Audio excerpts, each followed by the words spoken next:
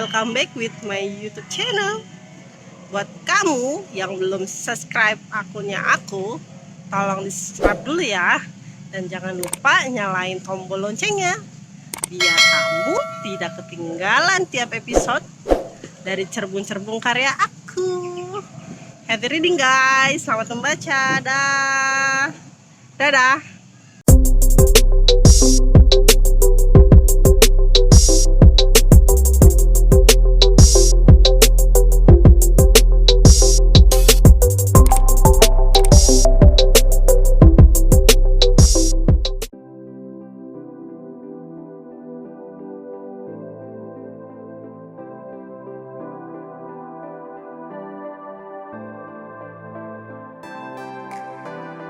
Setelah Jazirah menyelesaikan administrasi perawatan langit, aku, Gianira dan Danis segera membawanya pulang ke rumah ibuku.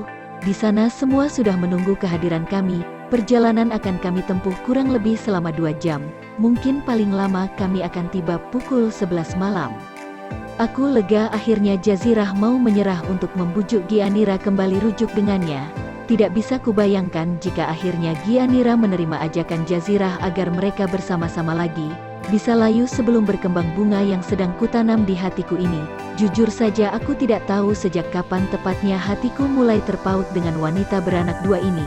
Mungkin karena ketelatenannya dalam merawat ibu dan juga anakku, sehingga akhirnya aku mulai menaruh simpati kepadanya. Saat siang hari di mana aku menyakiti hatinya, dengan perkataan yang membuatnya sakit hati dan menangis, di situ hatiku sadar, jika caraku salah, aku sudah terlalu kejam kepadanya. Aku hanya ingin melindungi diriku dari perasaan yang sudah lama ingin kukubur. Rasanya aku tidak ingin merasakan yang namanya jatuh cinta lagi setelah kepergian almarhumah istriku. Aku takut jika harus kehilangan lagi, aku tidak ingin kembali terluka. Sudah cukup rasanya aku menanggung beban dari kepergian istriku. Namun, semakin aku menyangkal, hatiku semakin sulit mengingkarinya. Hatiku sudah terpaut dengannya. Si peri laut yang sangat sederhana, tapi memiliki banyak keistimewaan. Saat ku tahu Danis juga menginginkannya, aku seperti sadar diri, siapa sainganku. Namun, hati kecilku berkata, jika kamu hanya menginginkanku. Anggap saja aku terlalu percaya diri, tapi aku bisa melihatnya. Caranya melihatku berbeda dengan caranya melihat Danis. Mungkin Gianira merasa nyaman ngobrol bersama Danis. Itu karena dia tidak memiliki perasaan apapun padanya. Berbeda jika sedang berbicara kepadaku, dia grogi, menandakan ada yang dirinya rasakan ketika bersamaku. Dari kaca spion tengah, aku dapat melihat Gianira tertidur pulas sambil memeluk langit. Pemandangan yang sangat menenteramkan hati, raut gelisah dan bingung, yang selama beberapa hari ini tergurat di wajahnya telah sirna, berganti senyuman manis yang sejak tadi terlukis indah. Jangan dilihatin terus, bro, belum resmi jadi janda dia. Masih status istri orang, tegur Danis saat mendapatiku sedang memandangi Gianira melalui spion. Siapa yang ngelihatin sih, bro? Gue lihatin spion. Takut ada kendaraan tiba-tiba nyalip dari arah belakang. Kataku mencoba menghindar, nenek-nenek jompo juga tahu. Bro, mata lu kemana? Sudah nyetir yang benar. Mata ke depan, katanya lagi. Membuatku jadi tidak enak hati. Aku tahu Danis masih menginginkan Gianira, walaupun secara tidak langsung Gianira sudah menolaknya saat permainan truth or dare ketika di pantai malam itu. Tapi mengingat karakternya yang tidak pantang menyerah, menjadi alarm untukku agar selalu waspada dari upayanya menyalipku nanti. Setelah Gianira resmi bercerai, sesuai prediksiku, kami tiba di rumah tepat jam 11 malam. Harsa berlari membukakan pintu pagar ketika melihat sorot lampu mobilku. Sebenarnya aku cukup puas dengan cara kerjanya. Hanya saja, keteledorannya yang membuat langit bisa dibawa pergi orang suruhan Jazirah kemarin, membuatku sangat kecewa. Kita sudah sampai rumah, Gi. Aku mendengar Danis membangunkan Gianira. Bah, curi start saja dia rupanya. Oh, iya, Mas. Danis membukakan pintu untuk Gianira, kemudian membawa langit yang tertidur pulas ke dalam gendongannya, sementara aku mengikutinya dari belakang bersama Gianira. Kalian sudah pulang, bagaimana keadaan langit? Gi, Za, ternyata ibuku belum tertidur. Beliau menyambut kami di depan pintu. Alhamdulillah sudah baikan, Bu, dia sudah mau makan dan minum lagi, sahut Gianira setelah mencium taksim tangan ibuku. Syukurlah kalau begitu, kalian sudah makan malam, sudah, Bu, tadi sebelum pulang kami makan malam dulu di jalan, kali ini aku yang menjawabnya. Ya sudah, kalian istirahat, ibu juga mau tidur.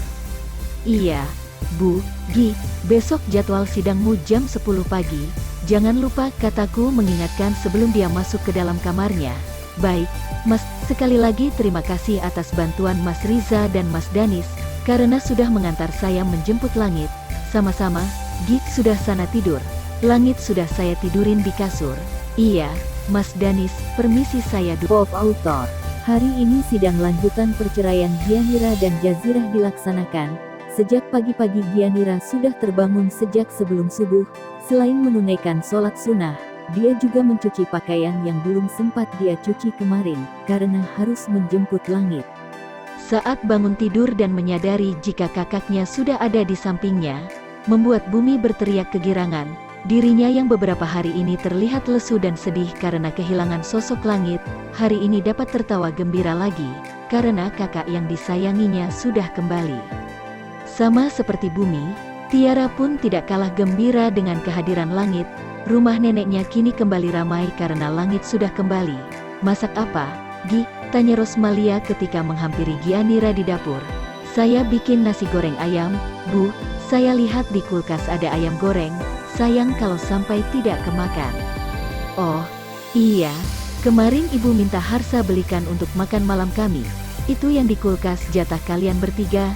Gianira hanya menanggapi ucapan Rosmalia dengan senyuman. Setelah itu dia kembali sibuk dengan penggorengan dan spatulanya, mengaduk-aduk nasi, yang baru saja dia taburi kecap manis. Jazirah masih belum beranjak dari posisinya duduk. Sejak semalam dia tidak dapat memejamkan mata. Dirinya tidak percaya jika Gianira menolaknya untuk kembali rujuk.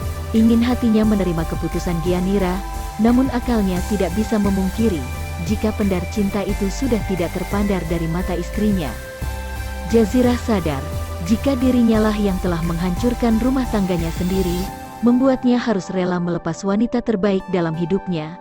Mungkin saat ini karma tengah menemuinya. Setelah banyak kegaduhan yang dia perbuat, akhirnya dia harus menghadapi semuanya, mempertanggungjawabkan apa yang sudah dia lakukan. Kembali Jazirah menghisap rokoknya, menahan asapnya di dalam mulut, kemudian mengeluarkan kepulannya perlahan-lahan. Tidak pernah dia merasa hidupnya hampa seperti ini. Hatinya merasa kosong, tidak ada gairah sedikit pun untuknya menghadapi masa depan.